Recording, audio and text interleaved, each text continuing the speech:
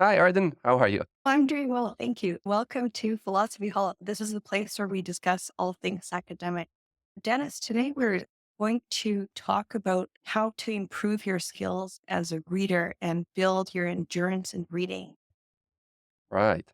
So, a few weeks ago, there was an article in The Atlantic called The Elite College Students Who Can't Read Books. So, it seems like The Atlantic interviewed, I think, 33 professors from various universities across the country. And they're reporting, it seems they're shocked that their students can no longer read in the long form, so longer novels, longer articles.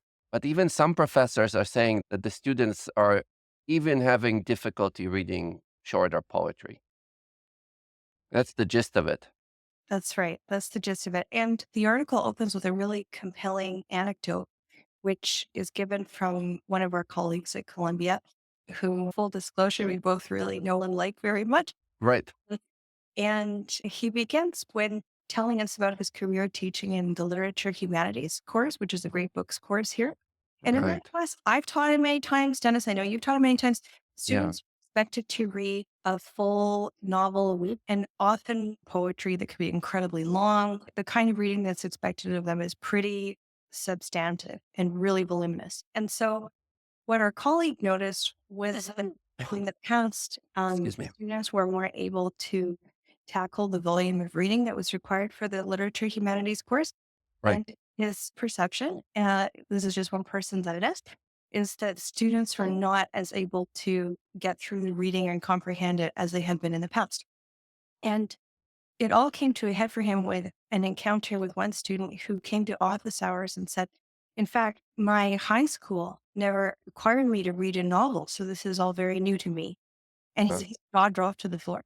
It's part of a trend, perhaps, in mm, education to prioritize short forms. But then later in the article, other professors comment on how students may be having difficulty comprehending shorter forms.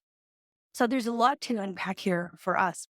yes, I'm trying to collect my thoughts because it's difficult to respond. First, let me ask you, are you witnessing a similar trend in your own experience with your students? I don't think I have been in the profession long enough to be able Mm, to conclusively trace any trend. I do think that my expectations have shifted yeah. since I began teaching the course, the literature humanities course, which I'm not actually teaching this semester, but since I began teaching that course, I have shifted my expectations around the amount of reading that I can reasonably expect people to do. I still assign the same amount of reading, but I have different expectations about whether it's actually done. Yeah, it's interesting because obviously students always struggle with reading. So I think I've been teaching for a little over 12, 15 years.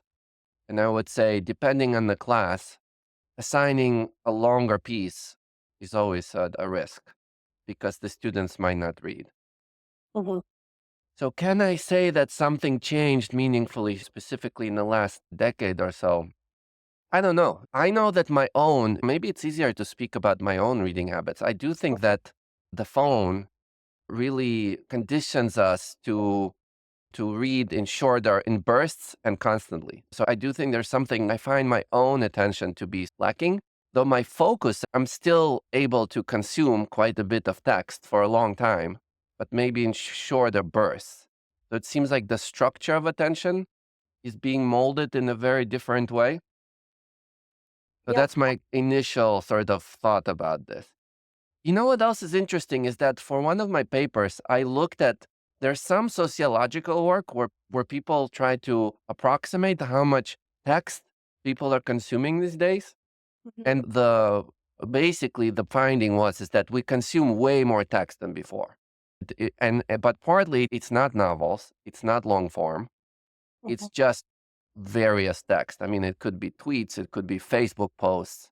So, in a way, the information density that we consume daily has increased. And I think that modern people are expected to synthesize information from various sources, more information from more diversity of sources, and more constantly. Does that make sense? Yes, and that's completely registering with my own experience. where 10 years ago, I would not have felt I had to look at 6 news websites before breakfast, but today And I when parse it very quickly, yeah, but is there a kind of deep knowledge that I'm deriving? No, but right. perhaps there's a kind of comparative assessment that I can do between the different sources I'm reading and then come up with my judgment. So it's a different kind of reading. It's not the slow state immersive reading Ooh, that flow state. that Love we're that. talking about for Yeah. no. It's different from that. Yeah, so maybe are we talking about that we're sacrificing depth for breadth? It seems like that's my intuition here, that people read fewer texts in a deep way, but they read more texts generally. I And agree. the question is it bad necessarily? Mhm. Oh, that's a difficult one. We're literature scholars, and so knowing historically the kind of practices, reading and writing practices change over time quite dramatically. So if you Yeah. think about medieval scholastic practices or some older style European education, where you're expected to memorize long chunks of text and when you're expected to read out loud or perform. For example, we don't do that anymore. We don't memorize prose in the way that the Germans or the Russians used to do, or in the way that is still practiced in in the Muslim tradition. It's still Mhm. practiced to memorize long pieces of a religious text.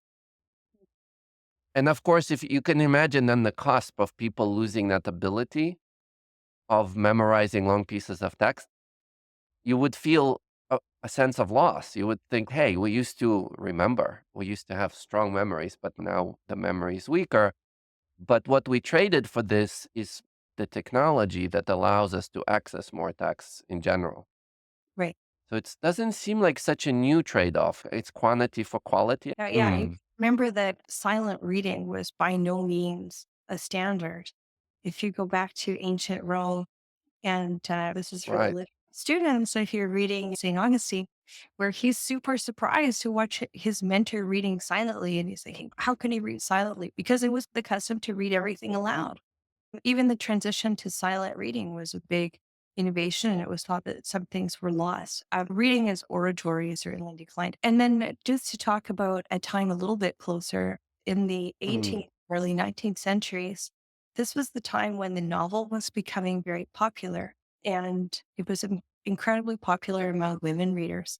And for that reason, novels are corrupting forms. They're going to right, lead women into licentious behavior. It will waste their time. It will tickle their emotions or raise their right. passions in ways that their lives cannot meet with, and it will distract them from their real duties.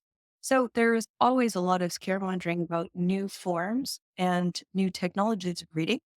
The novel being one technology of reading, if you think of it in that way, and their effects on the morality of the impressionable young reader. So this has been something that's been going on for centuries. This thing of, oh, the youth are declining in their reading, but it's like Yes. the opposite now, right? Where now it's, oh, now we can't read novels and therefore we've declined. Yeah. So this is just to situate the conversation in a very long tradition of thinking with suspicion about new forms and transitions in how we read. Yeah. So it Yeah. seems every time practices of reading change, there's always, so we know this historically, that there's always some sense of loss and there's some kind of anxiety, existential anxiety about what this will do to our collective consciousness and to individual, Mhm. kind of self development. And you suggested even like moral self development. That's how they pitched it. Yes. Right. Yeah. Also, it reminds me, so I've been running a little bit these days. And Okay. so when you run, so this is to the question of this like depth versus breadth, is that when you train for running, you want to have many shorter runs where you run slow. And then you want to have some longer runs where you run, oh, it's actually also slow, but no, shorter runs when you run fast, and then longer runs when you run slow. So they're very different. We know in terms of physically different type of training culture, it prepares you for different type of exercise. But from in general, it seems like it's better to have training that is more diverse. It's you don't want to sacrifice breadth for depth. You want to do both. And it seems like I'm trying to make the analogy with reading is that in the perfect world, we do want people. I'm greedy. I want people to be able to synthesize many texts. I think that's the analogy there is that when I'm doing my research, I am hopping into Google Scholar or JSTOR or whatever it is, and then I'm being inundated with hundreds, if not thousands, of papers Mhm. of recent research, and I'm trying to quickly process them. It would be a mistake to read them each slowly. You need to get that fast run, twitch muscle, mental muscle developed. And there is great advantage. There's a need for that. But at Yeah. the same time, you want to occasionally exercise that slow, long type of reading because it gives you a slightly different, it's a different part of your brain that's being actuated. Yes. And there's been research into how the cognitive state of the reader changes if they feel this really deep immersion in the text that they're reading, compared to Right. just using their eyeballs to survey along the text and then just derive whatever is interesting from it through this quick scan. Just back to how one's reading habits have changed, I think I have become more that with this question of dropping into different things for breadth. I think I've become more like that in how I consume physical books too. Huh. Uh, because at the moment, I think I have 4 or 5 different books on the go for pleasure or interest Right. unrelated to my literary work. But it's interesting because I'm reading little bits of them and then coming back to them and dipping into another. And then I have a detective novel that I always come back to as a way of Right. starting to fall asleep. So I use different texts for different purposes, but there's much more jumping in and out compared to sticking with it. And so Hmm.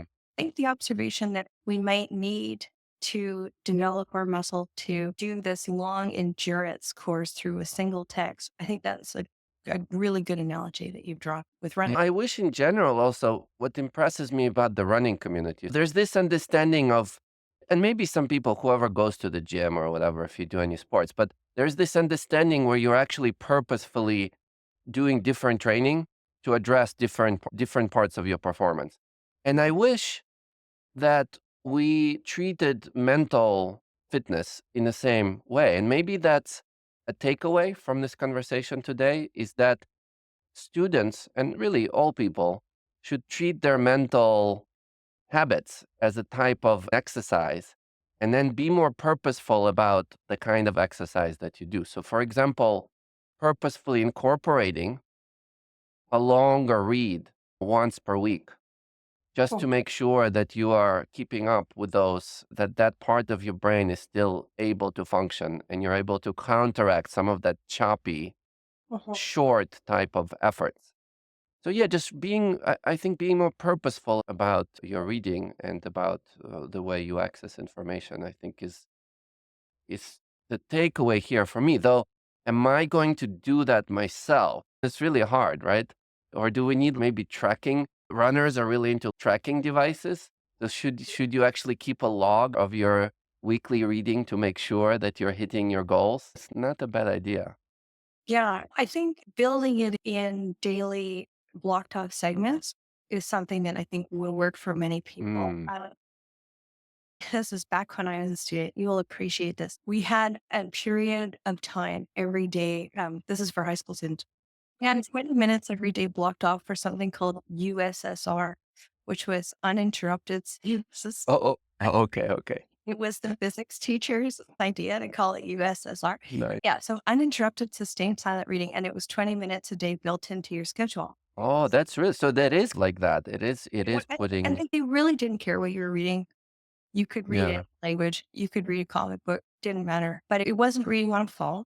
It was reading like a text that you right. held. And Yeah, you had 20 minutes to do it. I think that was actually quite a brilliant practice that was just enough time that a person could really enter into the world of the text. But it was not so long that it disturbed all their other activities and courses and things they need to do. So right. my recommendation would be to build something like that in. And now this is speaking from a different lens. It helps often to keep logs and to do charts of practice you've done. You can keep records. You can have rewards for yourself at the end of your month of daily reading, 20 minutes a day. You can have a reward for yourself that you're going to give.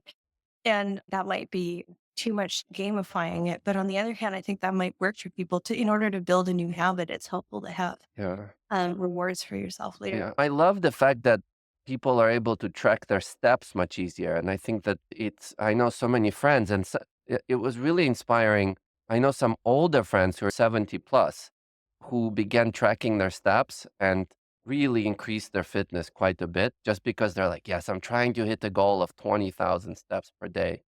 It would be amazing if there was a tracker that kind of automatically would pay attention to what you're reading, Mhm. and then you could have that feedback loop where you understand, okay, I need to actually increase my reading or increase the USSR, the long sustained uninterrupted Yeah. kind of thing.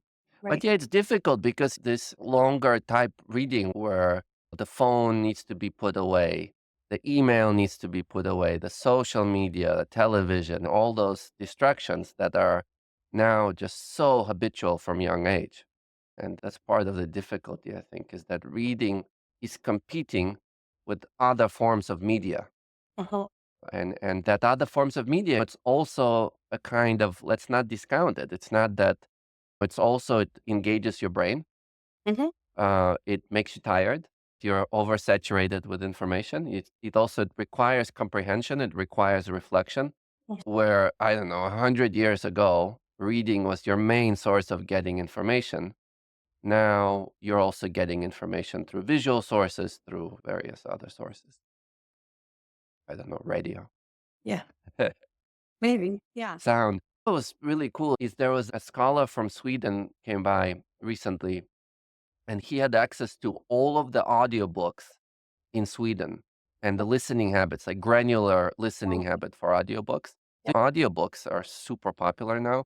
In Sweden, more than 50% of books are consumed via audio. So that's interesting, Mhm. right? That's a type of reading we don't normally do in the university.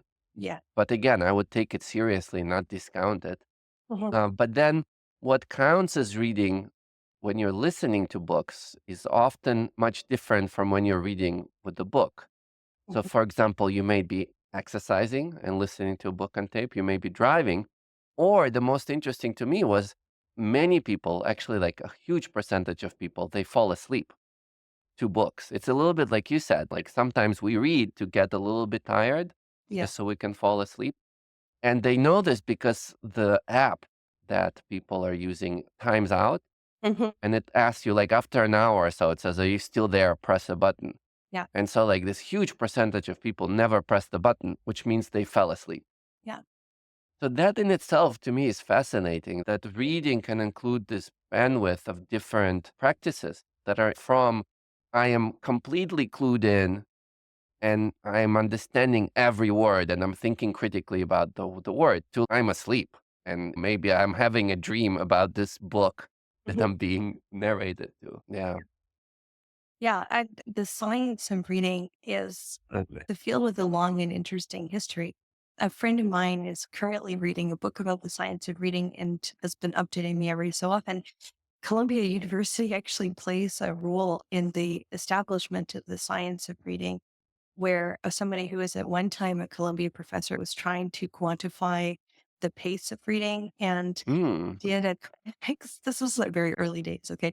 Did a kind of intake and outtake experiment on all Columbia students to say like how quickly can you read before and after you leave your undergraduate program.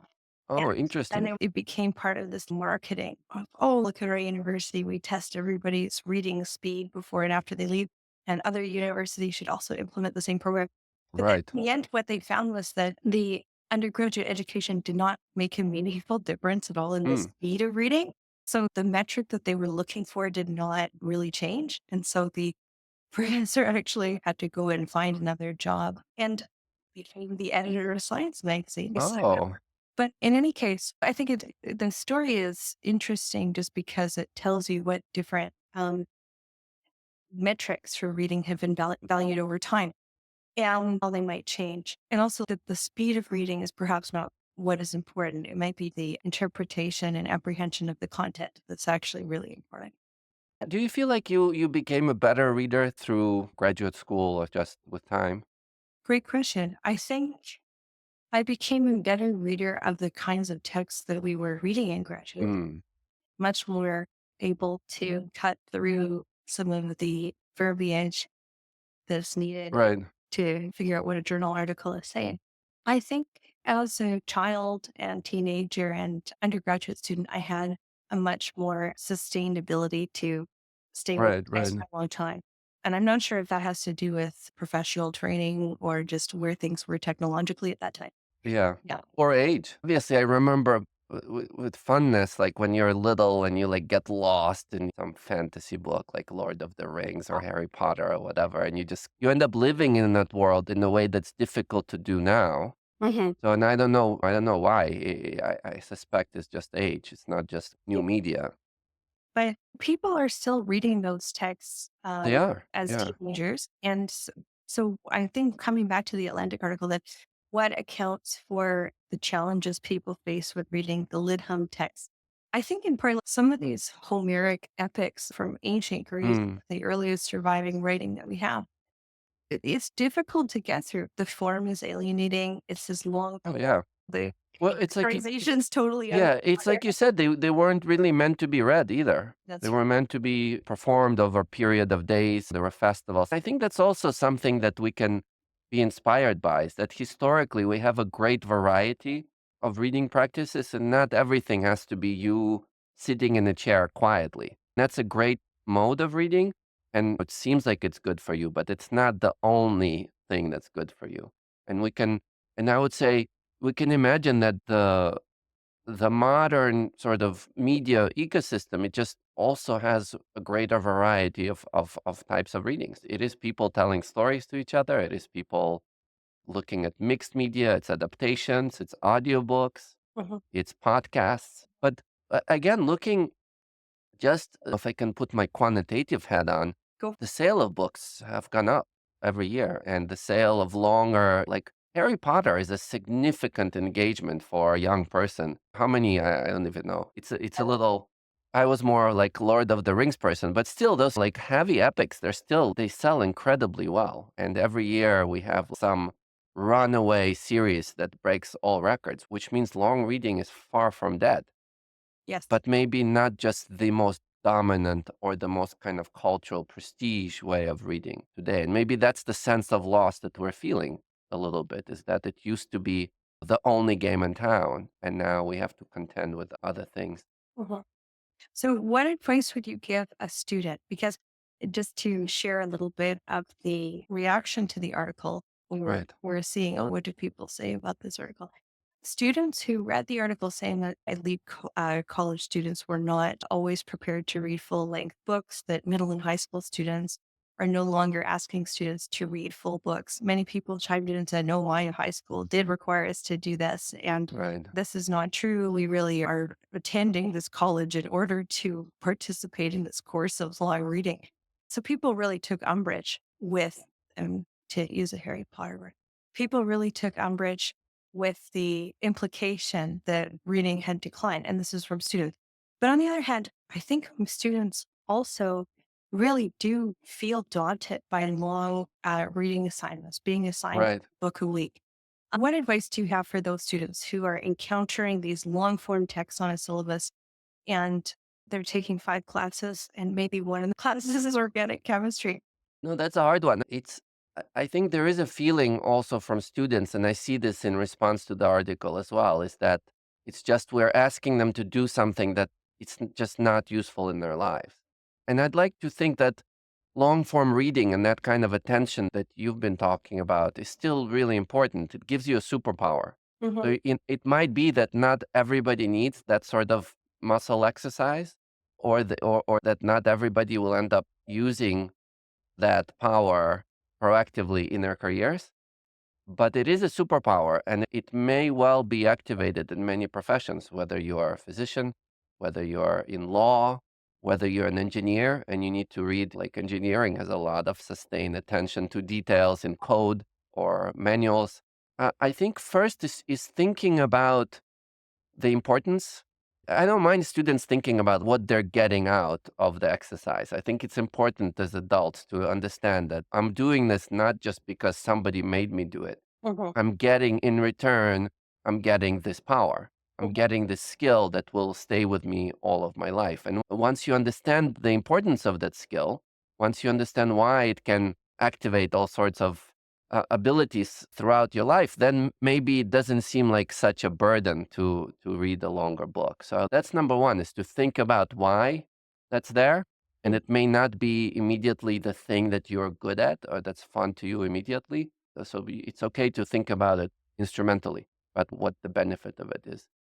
So that's the first part. And the second part is really to hook into that kind of workout gym mind Mhm. and think about, I think people today understand that you want to cross train. It's really good for you to include in your physically, to include a variety of workouts into your weekly routine.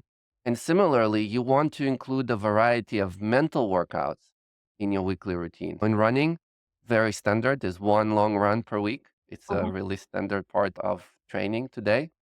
And a being engaged with the longer text at least once per week. It's in that USSR fashion. Yeah. What was it? Uninterrupted, sustained. What Silent was the reading. other one? And silent reading. Yeah. So engaging in that and really maybe keeping track even to some extent. I don't want to overdo it, Yeah. but having a feedback loop and doing things consciously. Note both of my comments is making it real, making it conscious, creating that feedback loop that I think will ultimately make long reading fun. And you can then also feel good about finishing longer novels, enjoying longer novels, right? Like when you're good at something, it just becomes more enjoyable. Of course, if you weren't exposed to that kind of thing early on, it may be just a little bit difficult in the beginning, just like it's a little bit difficult to run for a long time if you haven't done it in a while. Yeah. Yeah. So Yeah. I think that's maybe a little bit of a takeaway, but certainly much more to think about. I think that's good. It's really, this was one of those conversations that made me think. I wish we had the easy answers, Yes. but I know. certainly something to think about. And I'm certain we will return to this topic. I think I have only one more sort of takeaway for Sure. students, which is when you come to the college classroom, I think what we want for you is for you to strengthen your long reading muscle. It will help with your imagination. It will help with your ability to get outside of yourself. Um, Yeah. and with your focus and attention, these things are useful in all parts of your life.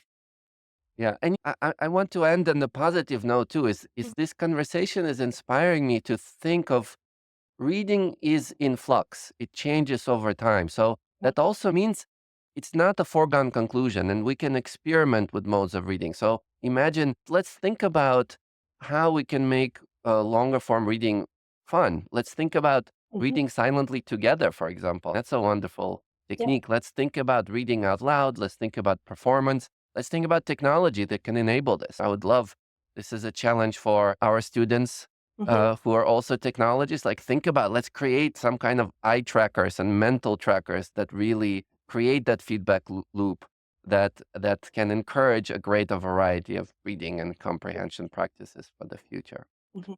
So that's great. As usual, stay happy, healthy, productive, and we'll see you next week. Thank you Thank you so for your much. conversation. Bye. Bye, everybody.